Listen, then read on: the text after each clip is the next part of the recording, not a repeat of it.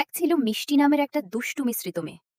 তার চুল দুটো ছিল ছোট্ট পনিটেলে বাঁধা, আর সে সবসময় বেগুনি হুডি পরে ঘুরে বেড়াত। সকালবেলা উঠেই সে দৌড়ে যেত পাম্পের কাছে, হাত দিয়ে জোরে জোরে পাম্প চালিয়ে পানি তুলত, আর হাত ভরে পানি নিয়ে খিলখিল করে হাসত।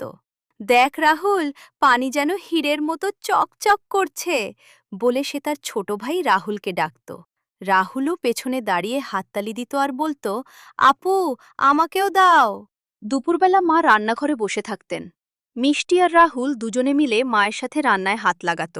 মা ডাল ভাত রাঁধছেন, মিষ্টি আটা মাখছে, আর রাহুল ছোট ছোট করে আলু কাটার চেষ্টা করছে। অবশ্য বেশিরভাগ সময় আঙুলেই কাটা পড়ে যাচ্ছে। মা হেসে বলতেন, তোমরা দুজন না থাকলে আমার রান্না এত মজার হতো না। তিনজনে মিলে হাসি ঠাট্টা করে রান্না শেষ করত, আর ঘর ভরে যেত মিষ্টি গন্ধে। বিকেল হলে মিষ্টি আর রাহুল বই নিয়ে বসে পড়ত। ছোট্ট টেবিলে দুজনে কাঁধে কাঁধ মিলিয়ে বসত। মিষ্টি বলতো, আমি বড় হয়ে ডাক্তার হব, সবাইকে সুস্থ করে দেব। রাহুল বলতো, আর আমি পাইলট, তোমাকে আকাশে ঘুরিয়ে নিয়ে যাব।